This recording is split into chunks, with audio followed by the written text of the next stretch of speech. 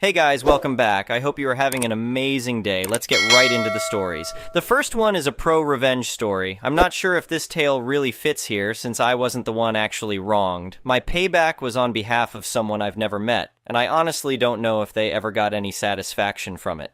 But I do know the effect it had on the perpetrator, and it sure as hell satisfied me, so I'll let you decide if it belongs. Like many of my stories, this one takes place a while back, before smartphones were everywhere and caller ID was still a novelty, probably around 2010 or so. These details are important for what went down. Our story unfolds in a big city on the East Coast, renowned for its cheesesteaks and historical sites. I was there for a few months on a work assignment, getting ready for the office one particular morning. As usual, I had the radio on, tuned to a popular local station.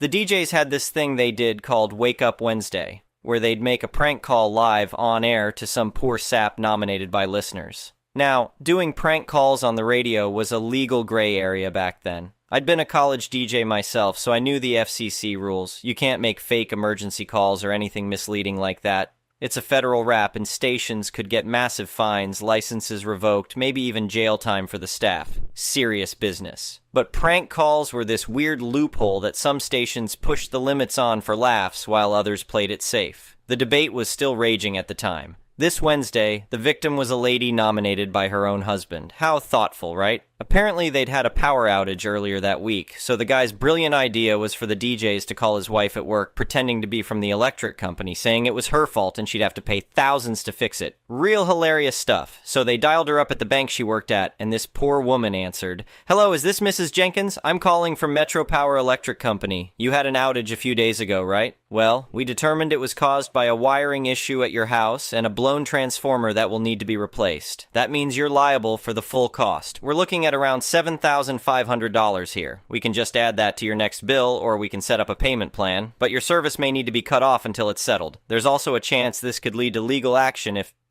You get the idea." As this guy rambled on, dropping these bombshells, you could hear the woman getting more and more freaked out, questioning it, but the DJ just dug in harder, piling on threats about lawsuits and having her lights cut if she didn't cough up the cash ASAP. Finally, she broke down crying and hung up, but the jacka called back. When a coworker picked up asking who it was, he lied and said he was the husband. Real classy move. Back at the studio, the DJs were cracking up, taking calls from listeners howling about what a hilarious prank it was. They got the husband himself on too. Let's call him Rick. And he joined the laughing, joking about being in the doghouse tonight, but congratulating them on a job well done tormenting his wife. The DJs were so proud they promised to replay the whole thing at noon for people who missed it. I'm sitting in my cruddy apartment hearing all this go down, absolutely fuming. I'd just gotten married myself and couldn't fathom ever doing that to my wife, let alone being the one to set her up for it like Rick did. While they were all laughing it up, I pictured this poor woman a few miles away, probably in the bathroom stall sobbing, coworkers trying to console her, and the one guy who's supposed to be her rock just throws her to the wolves for cheap laughs. It pissed me off so much that I decided to get a little payback. I grabbed the phone book, yeah, showing my age, and looked up two numbers. First, I dialed the radio station. You might remember I said I was a college radio DJ too. It was a tiny outfit, but I knew how stations operated. What got them riled up, and more importantly, what spooked them to their core. Plus, I could put on one hell of a professional voice thanks to voiceover gigs in school. The phone rang and some bro answered with their stupid slogan. That's when I struck. Me. Deep. Official tone. "Hello, this is Donald Reynolds from the Philadelphia office of the Federal Communications Commission. I need to speak to your program director immediately regarding a serious complaint about your morning show." Bro DJ, stammering. He's not... let me... He put me on hold. Few moments later, different voice. Station manager, nervous. "Hi, you're from the FCC?" Me. "Yes. This is Donald Reynolds. As I told your colleague, I have received disturbing complaints about content on your morning radio program today that appears to violate FCC regulations on deceptive broadcasting practices. I need to speak with your program director as well as the station manager right away to discuss this matter." Manager, audibly gulping. Oh, wow.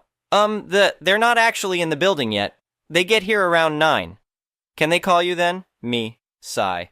Very well. I'll expect a call from both of them promptly at 9 a.m. to discuss this. I'll need full details on the accusations, your internal policies and practices, audio recordings and station logs from today's broadcast, and likely statements from the on-air talent as well. This is a very serious matter. Manager. Absolutely, sir. I'll make sure they contact you first thing. I gave him the phone number for the actual Philly FCC office and hung up. Switching back to the radio, I could hear the DJs had gone silent. No more laughing, no more recapping the prank, just weird, tense mumbling as they played songs back to back. Bro, DJ. Yikes. The FCC just called about that prank. Not sure if they can actually do anything, though. I had a communications law class and... He tried bragging it off, but you could hear the fear in his voice. They spent the whole show just playing music, stone cold silent otherwise. No more prank call replays, no calls from Rick, the hilarious husband, nothing. And definitely no encore at noon like they promised. For the rest of the week, not a single mention of Wake Up Wednesday or prank calls at all. Later on, it hit me why they folded like a lawn chair. I didn't just scare them. I embarrassed them in the same way they did to that poor woman, except on a massive public scale. Once Bro DJ basically admitted on the air that they got a call from the FCC and then went radio silent, all their listeners could read between the lines. After humiliating that woman for cheap laughs, they were too chickens to even own up to getting got themselves. That realization made me smile for days. I never learned that lady's name, but part of me hopes our paths will cross someday. If some random dude comes up, calls you Mrs. Jenkins and says, "Remember that time your crappy husband set you up to be punked on the radio?" Maybe we'll both finally get some closure on this weird saga. Either way, I hope she knows that, at least for one morning, someone had her back against those immature jackasses. The next one is an entitled people story. I've lived in my cozy little house for over 15 years now. It's nothing too fancy, just a simple 2-bedroom place with a small yard out front. But it's my slice of suburbia that I've made into a home. When I first moved here, the neighborhood association, or a homeowner association as most people called it, barely had any presence. There were just a few odd rules about keeping your lawn trimmed and not leaving trash cans out front. Nothing too bothersome. Folks around here were friendly and minded their own business for the most part. But a few years ago, that all changed when a new board was elected to run the homeowner association. And let me tell you, they meant business. Suddenly, there were all these new rules and regulations about what you could and couldn't do to your property. I'm talking fines for having the wrong colored curtains. It was like we were living in a dictatorship. Leading this charge was a woman named Susan, who fit the homeowner association Karen stereotype to a T. She was constantly patrolling the neighborhood, clipboard in hand, searching for the slightest infraction to pounce on. And she took particular joy in targeting me for some reason, maybe because I refused to repaint my front door the approved shade of country cream white. One morning, I was out doing some yard work when a large white van came rolling up and parked in front of my house. Next thing I know, 5 guys pile out carrying ladders, paint cans, and brushes. They head straight for my front door as if they own the place. I hurry over to cut them off before they can start slapping paint on my house. Whoa, what's going on here? I ask in confusion. One of the guys checks his work order and says, "We're here to paint the front exterior." "By whose authority?" I question pointedly. "The homeowner association sent us. They said this house needs to be updated to comply with the approved color palette for the neighborhood." I let out an exasperated sigh. Of course, this had Susan written all over it. "Yeah, well, you can turn right back around because nobody gave me notice about any of this. I'm not letting you touch my house." The worker guys all exchange uncertain glances. "But we have orders," one of them starts to argue. I stand firm with my arms crossed. "I don't care what orders you have. This is my property and nobody is doing any work on it without my consent." At that moment, Susan comes marching over, fire in her eyes. "What seems to be the problem here?" she demands. I level a stare at her. "The problem is you sending people to mess with my house without even notifying me first. I'm not allowing this." Susan's lips pinch together in annoyance. "As chairperson of the Homeowner Association Board, I have full authority to approve projects that bring properties in this neighborhood up to code." "Yeah, well, I didn't sign anything giving you authority over my property. You don't get to make unilateral decisions about my house," I shoot back. We go back and forth for several minutes with her citing bylaws and community standards while I stand firm that she has no right to impose changes on my private property. Finally, she throws her hands up in exasperation. "You are out of compliance, and this paint job is going to happen whether you cooperate or not." Now it's my turn to get angry. "Listen carefully, Susan. I am not a member of your homeowner association. Nothing in any bylaw applies to my property. If you try to send anyone here again without my consent, I won't hesitate to file harassment charges against you personally, as well as the entire homeowner association board." That seemed to give her pause. I could almost see the wheels turning in her head as she weighed whether she wanted to push the matter legally. After a tense minute, she finally turns on her heel and signals for the workers to pack up. "You haven't heard the last of this," she snaps bitterly over her shoulder. I hold my ground and watch as the van pulls away, then breathe a sigh of relief. Crisis averted. But I had a feeling this was just the opening salvo in what could become an all-out war with Susan and her homeowner association cronies. I needed to educate myself on my legal rights as a non-homeowner association homeowner and prepare for their next move. After doing some research online and consulting a lawyer friend, I sent Susan and the Homeowner Association Board a strongly worded letter. It stated in no uncertain terms that they had zero authority over my property, and if they continued harassment, I would pursue legal action. I included copies of my deed, tax records, and other documents proving my sole ownership. For a couple months, they seemed to back off. Then one weekend, I came home to find a crew of landscapers trying to remove my tree and rose bushes from the front yard. Once again, homeowner association orders. This time I didn't even argue. I immediately called the police to report trespassers destroying my property. The cops came and forced the crew to stop work since they clearly did not have permission to be altering my landscaping. The poor guys said they were just following homeowner association orders, but with me pressing charges, they agreed it was smarter to just leave. My next move was a restraining order against Susan herself. The judge agreed her behavior was harassing and reckless.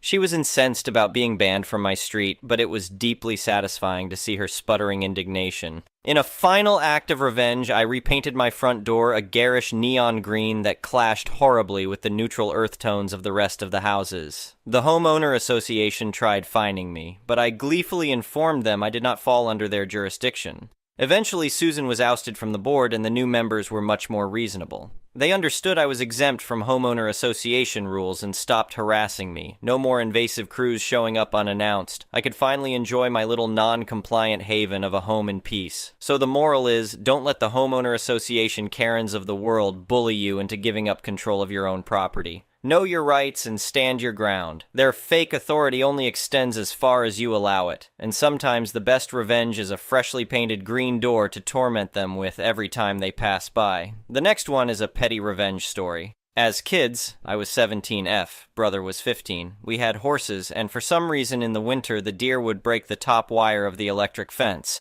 Always at the furthest point in the pasture, too. So when we went out to do chores before school, if the fence was broken, we had to fix it so the horses could be turned out. I would unplug the fencer, drag supplies up the hill, and splice the fence. As soon as I got the pieces together, zap! Now, I was pretty sure I unplugged the fencer, but hey, it was early morning, so maybe I forgot. I get back down to the barn and my brother was doing chores. I asked him and he said he plugged it back in because he saw it was unplugged and wanted to help. I told him not to plug it in unless he finds me first and why. Well, next time I am on the hill, zap, repeat convo above, rinse and repeat for 2 weeks. Nothing I said got him to stop. Until we had a crew cab dually with a 454 8-cylinder truck and Dad decided it needed a tune-up. He got all the stuff and asked my brother to do the tune-up. Now I knew my way around auto repair and had done a tune-up or two myself, so I knew exactly what I was doing. I was helping. The hood was up, and he had gone to get another tool, so I figured I would help, by pulling all the spark plug wires off both the distributor and the spark plugs. He came back, and I told him really excited that I helped him get started and showed him how. I thought he was going to cry. He asked why I pulled them all. I told him that he had been so helpful with the fence and plugging it in for me, and that I wouldn't be a great sister if I didn't help him when he needed it. He was mad, but learned his lesson. Having to figure out the firing order for the truck without Google to help took him 2 hours. But he did stop plugging the fencer in on me. The next one is a malicious compliance story. So, there I was, working at a mid-sized IT firm as a software developer. My team had always been pretty laid back, focusing on results rather than the exact hours we were glued to our desks. Our projects were delivered on time, our clients were happy, and our team morale was high. That is, until we got a new project manager, let's call him Dave. Dave was fresh from a highly regimented corporate background and had ideas about proper workplace management, which basically meant micromanaging everything. He'd schedule unnecessary daily status meetings, demanded we fill out hourly work logs, and insisted that everyone strictly adhere to 9 to 5 office hours with minimal breaks. One day, during one of his infamous efficiency crackdowns, he sent out an email with a new policy that all coding must be done strictly within office hours to ensure collaboration and supervision. This was ridiculous because creative work like coding often requires flexible hours for maximum productivity, but Dave was adamant and he ended his email with, "If you think you can find a loophole, think again. Follow the rules or we'll find someone who will." Challenge accepted, Dave. I decided to comply, meticulously. I coded strictly between 9 a.m. and 5 p.m., not a minute earlier, not a second later. If I encountered a bug or was in the middle of a complex piece of code, too bad. 5 p.m. means the end, no matter what. My teammates, fed up with being treated like school children, followed my lead. The results were predictable. Projects that usually took a couple of weeks started dragging on. Tasks that we could have completed in days with a bit of overtime took much longer because we couldn't capitalize on the bursts of late afternoon productivity we were used to. Our workflow was severely disrupted and the quality of our work started to deteriorate. Dave noticed, of course. He had to answer to upper management for the sudden drop in productivity and lack of commitment, which he knew was a result of our dissatisfaction with his new policy. When upper management called for an impromptu Zoom meeting with the entire at 4:30 p.m. to address the ongoing project delays, the entire team logged in to explain our situation. In the meeting, Dave spent half an hour shifting blame and berating individual team members. He didn't even mention the 9-5 policy that had led to the whole situation. As the clock ticked towards 5 p.m., the tension in the virtual room was palpable, and our team hatched a plan over text. Right on cue, as the clock struck 5 p.m., one of the employees spoke up. In compliance with Dave's 9-to-5 rule, we must log off now. Without missing a beat, every team member clicked Leave Meeting, leaving a stunned Dave to face the executives alone. This abrupt mass exit highlighted the impracticality of Dave's rigid policy, making it clear to the executives that change was necessary. The incident, quickly dubbed as the 5 o'clock Zoom exodus, led to another meeting where Dave was publicly admonished and instructed to abolish his strict rules in favor of more flexibility. And as for me and my team, we made sure to celebrate our little victory with a well-deserved happy hour, after 5 p.m. of course. The next one is an entitled people story. Backstory, in the early to mid-90s, around when I was 13 and my brother 15, we traveled from our home state to my dad's current state to spend the summer with him and meet his wife for the first time. We didn't have much of a relationship with our dad. He was largely absent in our lives, moving to his new state when I was 6. His wife turned out to be awful. She started out nice, but slowly became very mean, treating me like a slave and making me take care of her grandchildren the entire summer. Me and my brother were miserable. My mom ended up bringing us home because all she did was make us do chores. I didn't mind helping, but I did all of it. And I started my period and she said she was too busy to go get me pads. I had one in my carry-on bag and we were close to going home, so I stuffed my underwear with toilet paper and saved the pad for the airplane ride. Fast forward, she dropped us at the doors to airport, didn't even come in to check us in. Dad was at work. We get in there and find our connecting flight at our layover stop would be late and we would be stranded in that airport. Brother called our mom from a payphone and she called my dad's house where his wife informed her that she knew this, the airport had called her, but she was too busy with her grandkids and didn't have the time to deal with us and we would have to figure it out. I started crying and told my mom I would rather sleep in the airport than go back to their house anyways. A very nice couple and their children saw me crying and came over to help. They were on the same flight as us and had worked it out to get a flight to an airport 3 hours from our house. They helped us get on the same flight and stayed with us till they were able to hand us over to our mom and stepdad, wonderful man, and they drove us home. I still have not totally forgiven my dad for not only letting her treat us like crap, but staying with her after she abandoned us in an airport when I was only 13 years old. But for my grandparents' sake, I have been civil with him. I will never speak to her again, though. I had the opportunity to tell her how I felt when she tried to friend me on Facebook, and that is the only time I have spoken to her in 31 years. I like to send greeting cards, and would send some to my dad every once in a while. I always only addressed it to him. She got butthurt and complained to him about me not addressing her in the cards, and he in turn complained to my grandma, who complained to me. I said, fine, guess I am not sending him cards ever again, and I haven't. I can't believe she feels so entitled and delusional as to think she should get cards from me after she abandoned me and my brother in an airport far from our home. Grandparents are both dead now, and I don't think I will ever see him again. He texts me from time to time and I will answer it, but I do not go out of my way to speak to him. My stepdad walked me down the aisle and my kids call him Grandpa. Thank you for watching. I would really appreciate it if you could like the video and subscribe to our channel if you haven't already.